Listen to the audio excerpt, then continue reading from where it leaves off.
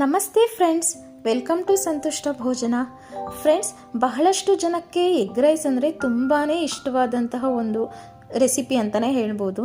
ಬಹಳಷ್ಟು ಜನ ಇದನ್ನು ಇಷ್ಟಪಟ್ಟು ತಿಂತಾರೆ.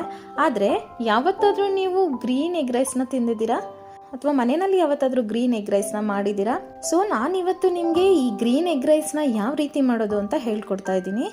ಇದಕ್ಕೆ ಫಸ್ಟ್ ನಾನಿಲ್ಲಿ ಒಂದು ಜಾರ್ಗೆ 4ರಿಂದ 5 ಸಣ್ಣ ಈರುಳ್ಳಿ, ಹಾಗೆ ಒಂದು 5-6 ಹಸಿ ಮೆಣಸಿನಕಾಯಿ, 6ರಿಂದ 7 ಎಸಳು ಬೆಳ್ಳುಳ್ಳಿ, ಹಾಗೆ ಸ್ವಲ್ಪ ಶುಂಠಿ, ಒಂದು ಸ್ವಲ್ಪ ಕೊತ್ತಂಬರಿ ಸೊಪ್ಪು, ಸ್ವಲ್ಪ ಪುದೀನ ಸೊಪ್ಪು, ಇವಿಷ್ಟನ್ನು ಹಾಕ್ಕೊಂಡು ಸ್ವಲ್ಪ ನೀರನ್ನ ಹಾಕ್ಕೊಂಡು ಪೇಸ್ಟ್ ಮಾಡಿ ತೆಗೆದಿಟ್ಕೊಳ್ಬೇಕು.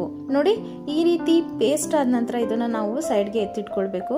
ನೆಕ್ಸ್ಟ್ ನಾನಿಲ್ಲಿ ಒಂದು ಕಡಾಯಿಗೆ ಒಂದು 3-4 ಸ್ಪೂನ್ನಷ್ಟು ಎಣ್ಣೆನ ಹಾಕ್ತಾ ಇದ್ದೀನಿ. ಎಣ್ಣೆ ಹಾಕಿದ ಮೇಲೆ ನಾನು ಇದಕ್ಕೆ ನಾವು ರುಬ್ಬಿ ಎತ್ತಿಟ್ಕೊಂಡಿರ್ತೀವಲ್ಲ ಚಿಲ್ಲಿ ಪೇಸ್ಟು, ಅದನ್ನು ಹಾಕ್ಬಿಟ್ಟು ನೀಟಾಗಿ ಅದ್ರ ಸ್ಮೆಲ್ಲೆಲ್ಲ ಹೋಗೋ ತನಕ ಎಣ್ಣೆನಲ್ಲಿ ಚೆನ್ನಾಗಿ ಫ್ರೈ ಮಾಡ್ಕೊಳ್ಬೇಕು. ಹೀಗೆ ಅದು ನೀಟಾಗಿ ಎಣ್ಣೆನಲ್ಲಿ ಫ್ರೈ ಆಗಿ ಎಣ್ಣೆ ಬಿಟ್ಕೊಂಡಿದೆ ಅನ್ನೋವಂಥ ಸ್ಟೇಜ್ನಲ್ಲಿ ನಾನು ಇದಕ್ಕೆ ಸ್ವಲ್ಪ ಉಪ್ಪನ್ನ ಆ್ಯಡ್ ಮಾಡ್ತಾ ಇದ್ದೀನಿ. ನಮಗೆ ರುಚಿಗೆ ಎಷ್ಟು ಬೇಕೋ ಅಷ್ಟು ಉಪ್ಪನ್ನ ಹಾಕ್ಕೋಬೇಕು. ಅದಾದ ನಂತರ ನಾನಿಲ್ಲಿ 2 ಮೊಟ್ಟೆನ ಹಾಕ್ಕೊಂಡು ಈ ಪೇಸ್ಟ್ ಜೊತೆ ನೀಟಾಗಿ ಮಿಕ್ಸ್ ಮಾಡ್ಕೊಳ್ತಿದ್ದೀನಿ. ಮೊಟ್ಟೆದು ಹಸಿ ಸ್ಮೆಲ್ಲೆಲ್ಲ ಹೋಗಿ ಅದು ಪೇಸ್ಟ್ ಜೊತೆ ನೀಟಾಗಿ ಮಿಕ್ಸ್ ಆಗೋ ತನಕ ನಾವು ಹೀಗೆ ಕೈ ಆಡಿಸ್ತಾನೆ ಇರಬೇಕು. ಒಂದ್ಸಲ ಇದು ನೀಟಾಗಿ ಎಲ್ಲ ಮಿಕ್ಸ್ ಆದಾಗ ನಾನು ಇದಕ್ಕೆ ಒಂದು ಅರ್ಧ ಟೀ ಸ್ಪೂನಷ್ಟು ಅರಿಶಿನ ಪುಡಿ, 1 ಟೀ ಸ್ಪೂನಷ್ಟು ಗರಂ ಮಸಾಲ, ಇದಿಷ್ಟನ್ನು ಹಾಕಿ ಮಿಕ್ಸ್ ಮಾಡ್ಕೊಳ್ತಾ ಇದ್ದೀನಿ.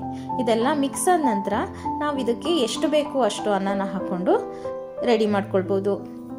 ತುಂಬಾ ಈಸಿಯಾಗಿ ನೀವು ಎಗ್ ರೈಸ್ನ ಮಾಡ್ಕೊಳ್ಬೋದು.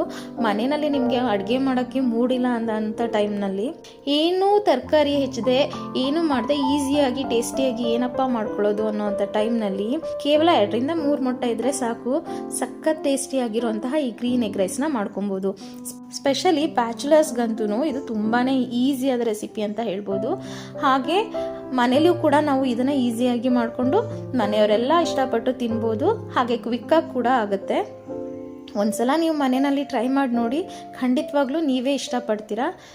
ಸೊ ನೀವಿನ್ನೂ ನನ್ನ ಚಾನಲ್ಗೆ ಸಬ್ಸ್ಕ್ರೈಬ್ ಆಗಿಲ್ಲ ಅಂದರೆ ಪ್ಲೀಸ್ ನನ್ನ ಚಾನಲ್ಗೆ ಸಬ್ಸ್ಕ್ರೈಬ್ ಆಗಿ ಪಕ್ಕದಲ್ಲಿರೋ ಬೆಲ್ ಬಟನನ್ನು ಕ್ಲಿಕ್ ಮಾಡಿ. ಇದರಿಂದ ನಾನು ಈ ರೀತಿ ಡಿಫ್ರೆಂಟಾಗಿ ಬಿಡೋ ಅಂತಹ ಹೊಸ ಅಡುಗೆಗಳ ನೋಟಿಫಿಕೇಷನ್ ನಿಮಗೆ ಬರುತ್ತೆ.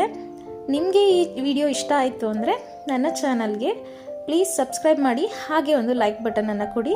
ನಿಮ್ಮ ಫ್ಯಾಮಿಲಿ ಮತ್ತು ಫ್ರೆಂಡ್ಸ್ ಜೊತೆನೂ ಕೂಡ ಈ ರೆಸಿಪಿನ ಶೇರ್ ಮಾಡಿ. ಅವರು ಕೂಡ ಇಷ್ಟಪಟ್ಟು ಮಾಡ್ಕೊಂಡು ತಿಂತಾರೆ. ನೀವು ಕೂಡ ಇದನ್ನು ಮಾಡ್ಕೊಂಡು ತಿಂದು ಎಂಜಾಯ್ ಮಾಡಿ. ಸೊ ಹೇಗಿತ್ತು ಅಂತ ನನಗೆ ಕಮೆಂಟ್ ಮೂಲಕ ತಿಳಿಸೋದನ್ನ ಮರಿಬೇಡಿ. Thank you for watching. Enjoy the egg rice.